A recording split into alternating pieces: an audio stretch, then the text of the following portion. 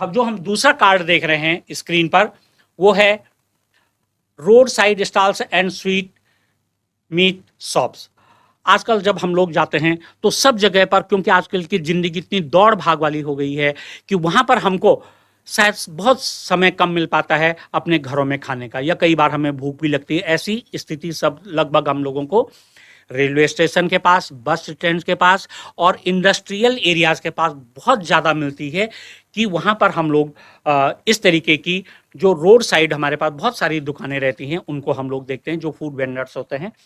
तो समृद्धि, आप बताइए कि क्या आपने कभी कोई ऐसी प्रॉब्लम फेस की है जहां पर कि आपको रोड साइड पर जो ठेलियां लगी रहती है, लेमन लैंग्वेज में हम ठेलियां कहते हैं खाने की, वहां पर आपको कभी आपने देखा होगा, तो आपको वहां पर क्या क्या प्रॉब्लम आपने देखी है या किन कारणों से ये प्रॉब्लम होती है, किन कारणों से लगती है? समृद्धि। जैसे कभी भी मार्केट जाते हैं तो जी। हम क्या देखते हैं, जो स्टॉल्स ऐसे लगे होते हैं वो रोड के बिल्कुल साइड में लगे रहते हैं। तो जिससे क्या होता है, जब भी गाड़ियाँ चलती है उससे मोनोऑक्साइड, कार्बन मोनोऑक्साइड बहुत प्रोड्यूस होती है, जो कि बहुत बार खाने में चिपक जाती है।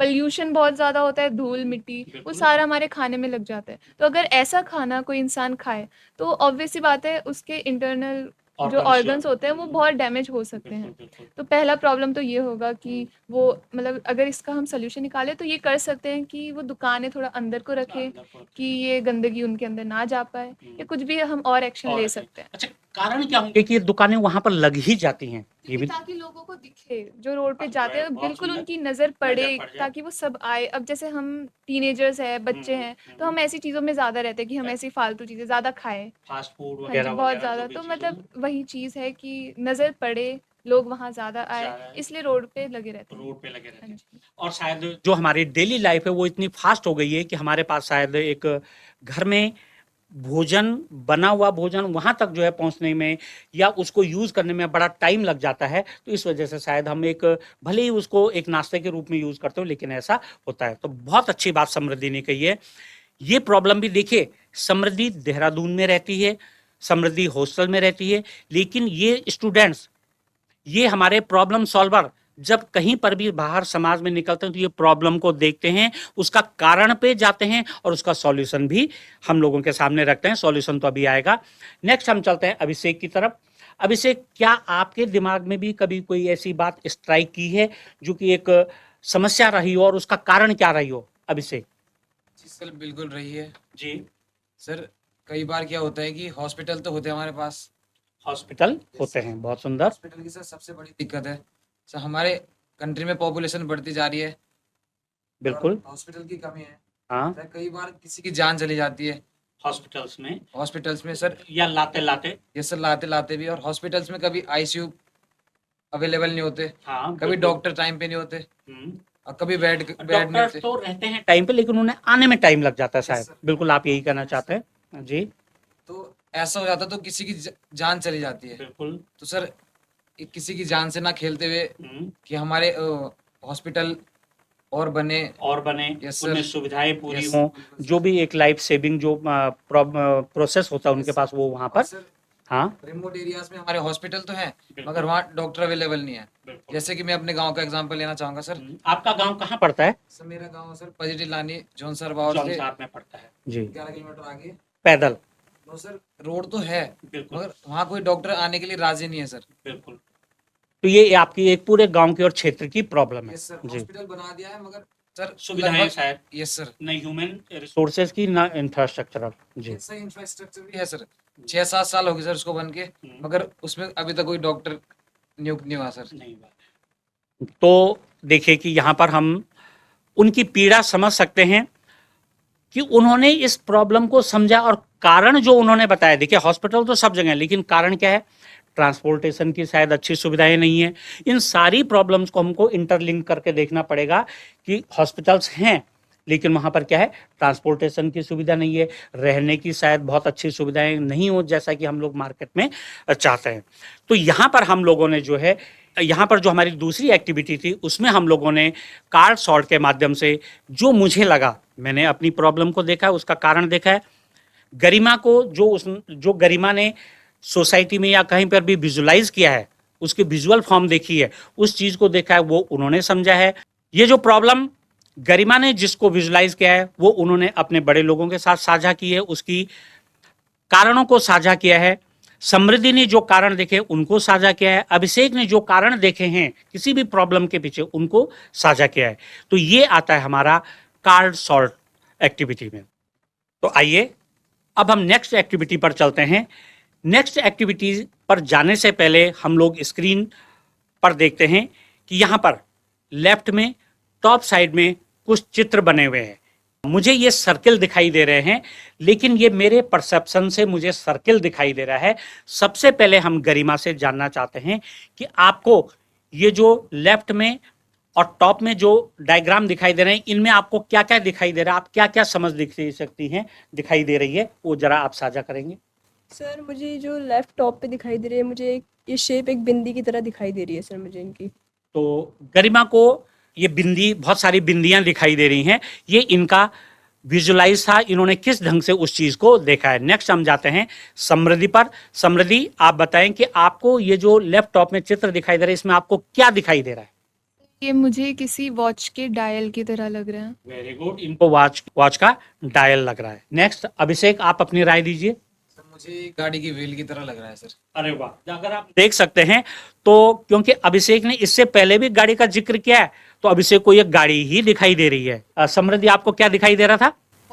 वॉच का था, तो ये शायद समय की बड़ी पाबंद है इसलिए इनको यहाँ पर टाइम का इश्यू दिखाई दे रहा था। गरिमा, आपको क्या दिखाई दे रहा था? बिंदी।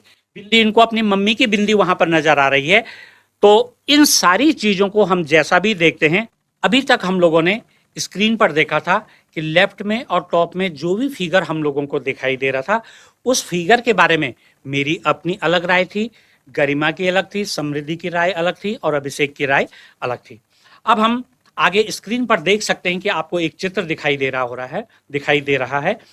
ठीक बीच में हम इसको जब हम देखते हैं जहां पर कि एक ब्राउन सा कलर का एक चित्र बना हुआ है, उस चित्र को हम किसी भी कॉन्सेप्ट का सेंटर पॉइंट लेते हैं, अर्थात वो हमारा मेन पॉइंट है।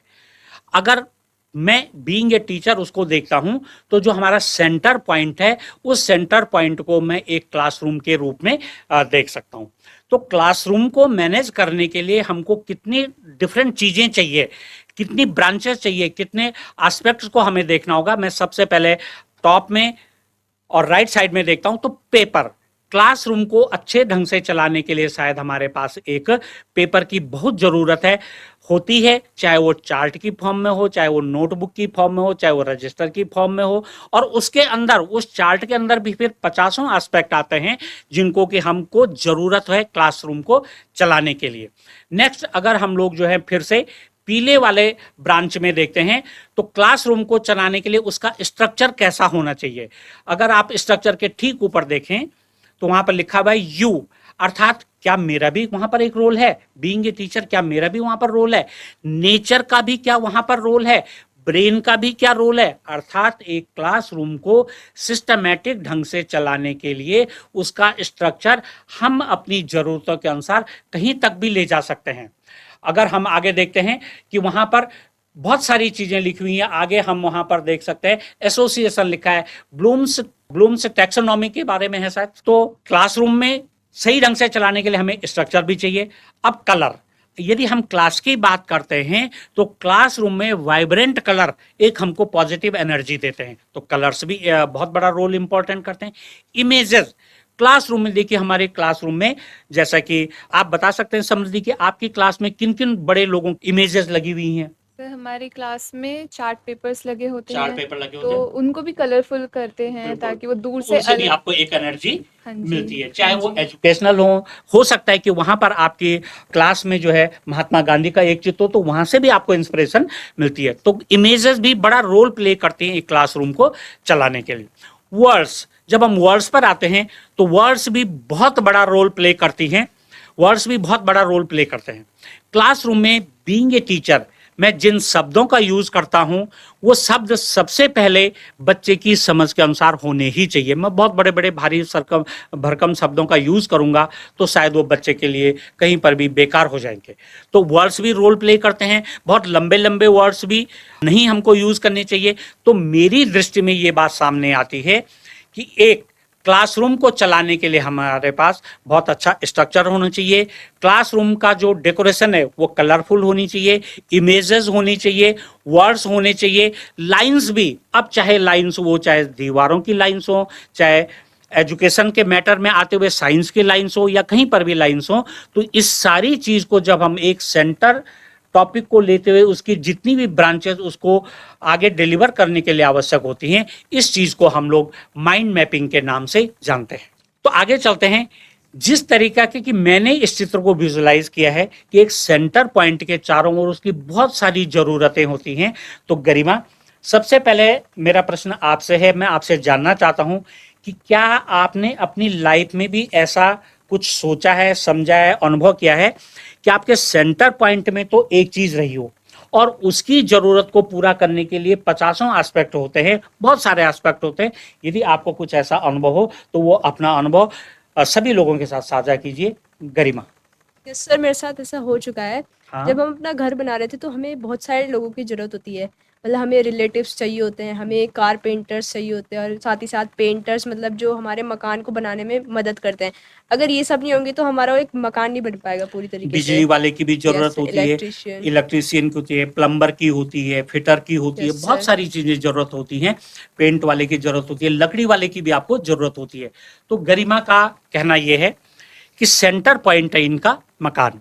मकान बनाने के लिए इनको गाड़ी वाला भी चाहिए, दुकानदार भी चाहिए, फाइनेंस वाला भी चाहिए, रिलेटिव भी चाहिए, क्योंकि जब हमारे रिलेटिव आते हैं तो वो कुछ उसमें अपनी राय देते हैं कि नहीं, किचन का साइज बड़ा होना चाहिए, किचन का साइज छोटा होना चाहिए, यहाँ पर आपकी बैठक होनी चाहिए, यहाँ पर आपकी रेलिंग होनी चाहिए। समृद्धि, अब आप बताइए कि क्या आपके साथ भी कुछ ऐसा अनुभव रहा है जहां पर कि एक सेंटर पॉइंट को पूरा करने के लिए, उसको बनाने के लिए बहुत सारी चीजों की जरूरत पड़ती हो? समृद्धि।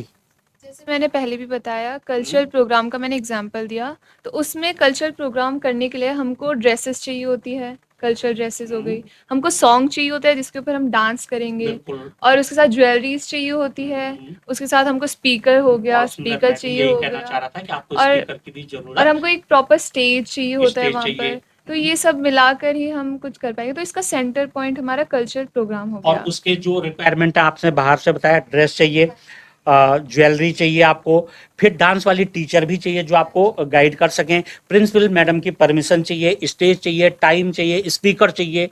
बहुत सुंदर। तो हम लोग देख सकते हैं कि ये बच्चे किस तरीके से अपनी बात को आपके साथ साझा कर रहे हैं, और हमको भी ये समझना पड़ेगा कि एक सेंटर पॉइंट के चारों ओर बहुत सारी रिक्वायरमेंट्स होती हैं और उनको फुलफिल करना बड़ा आवश्यक होता है। इसी क्रम में हम आगे बढ़ते हैं अभिषेक की तरफ। अभिषेक, क्या आपका भी कोई जीवन में ऐसा अनुभव रहा है तो उसको साझा करें। अभिषेक। जी सर, जैसे मैंने पहले भी गाड़ी का जिक्र किया था कि हमने गाड़ी खरीदी थी, और इससे पहले वाले में मैंने व्हील का जिक्र किया था। तो वो हमने केवल गाड़ी नहीं खरीदी है, उसके साथ हमारे पास रिस्पॉन्सिबिलिटीज हो गई हैं सर, बहुत सुंदर। ट्रैफिक रूल्स हो गए सर, बहुत सुंदर। सेफ्टी रूल्स हुए सर, बहुत सुंदर। और हमारी गाड़ी की रिपेयरमेंट, मगर रिस्पॉन्सिबिलिटीज। हाँ, अब कई बार सर हमारी फीलिंग्स भी जुड़ जाती है गाड़ी के साथ, बहुत कि सुंदर। किसी ने पहली गाड़ी ली है सर, तो वो अगर वो इन फ्यूचर कभी दूसरी गाड़ी खरीदना भी चाहे तो उसका मन वो बेचने का नहीं होता बेचने सर, का नहीं होता। फीलिंग्स जुड़ जाती है। और एक मूवी में है सर, आपने भी देखी होगी सर, टार्जन मूवी सर, उसमें वो उसकी पापा की गाड़ी होती है सर, तो वो अपने पापा की गाड़ी खंडर से उठा के लाता है सर, कबाड़ से उठा के लाता है, उसकी फीलिंग्स जुड़ी होती है उसके साथ, वो उसके बेचने नहीं देता सर। सो मतलब हमने गाड़ी नहीं खरीदी, हमारी फीलिंग्स भी उसके साथ जुड़ चुकी है सर। तो देखिए कि कितना शानदार उदाहरण अभिषेक ने हमारे साथ साझा किया है। वो एक नॉन लिविंग चीज उन्होंने खरीदी है, उस नॉन लिविंग चीज के साथ शायद गाड़ी की कंपनी भी जुड़ी हुई है, टायर वाला भी जुड़ा है, हमारे जो हमारे ट्रैफिक के पुलिस के लोग होते हैं वो लोग भी जुड़े हुए हैं, बहुत सारी चीजें जुड़ी हैं। लेकिन जो सबसे बड़ी बात अभिषेक आपने हमारे साथ साझा की है, इमोशनल। हमारे घर में जब पहला मकान बनता है, पहली गाड़ी आती है, तो उसको हम चाहते हैं कि उसको जी जान से बचा करके, अर्थात उसमें इमोशंस भी हमारे जुड़े हुए रहते हैं। तो इन सारी घटना को जब हम एक सेंटर पॉइंट को लेकर के उसके चारों ओर बहुत सारे डोमेन को, बहुत सारे एस्पेक्ट्स को जोड़ते हैं, तो इसको हम माइंड मैपिंग कहते हैं।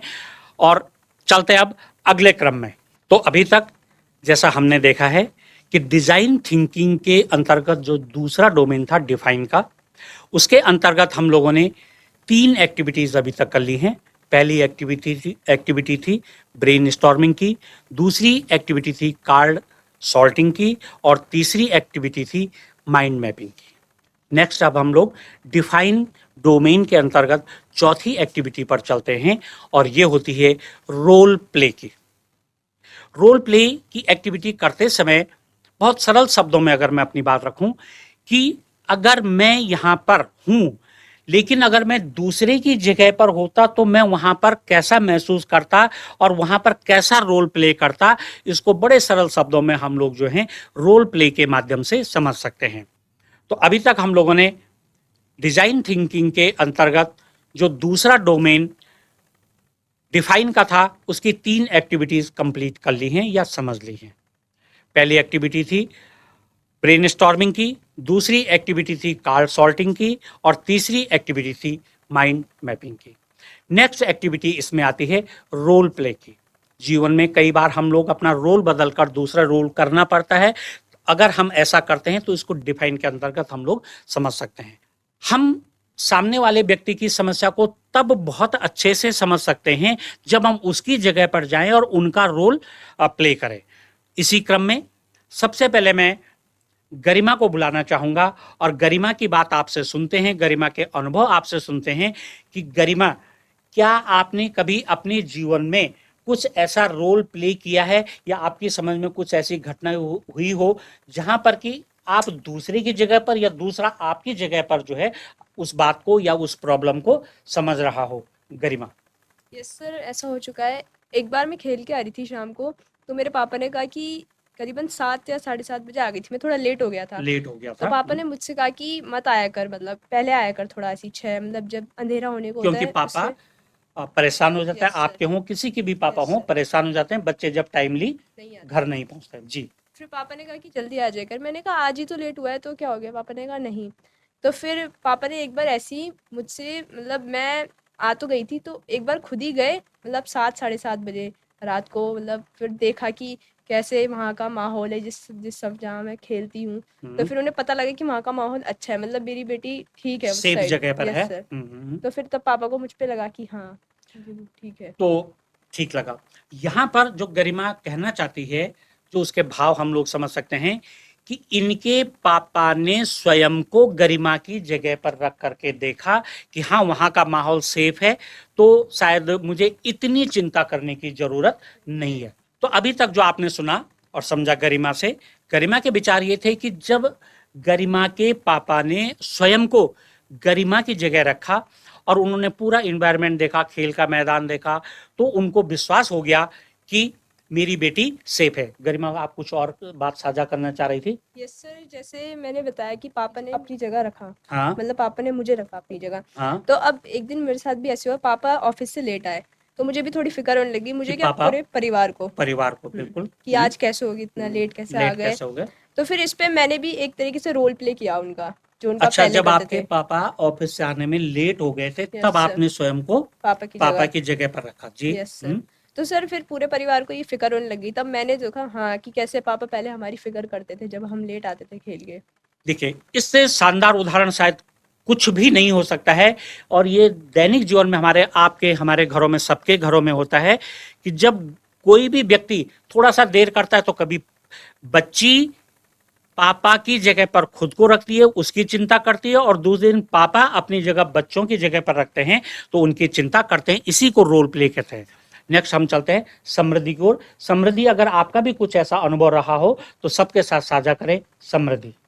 जैसे हम अपनी क्लासरूम्स में देखते हैं, हाँ। जो बच्चे होते हैं तो बहुत शरारती होते हैं। वो उनकी अब नेचर होती है। वही वो अपना खेल रहे हैं, कूदते हैं हम्म। क्लास में, तो हम्म। टीचर्स टोकते हैं बच्चों को बिल्कुल। कि आप ऐसा ना करो, आप अच्छे से बैठो। हाँ। तो अब हम यही सोचते हैं, अब बच्चे हमारे दिमाग में यही आता है कि टीचर्स हमको इतना टोकते क्यों टोकते है, क्यों? क्यों टोकते हैं।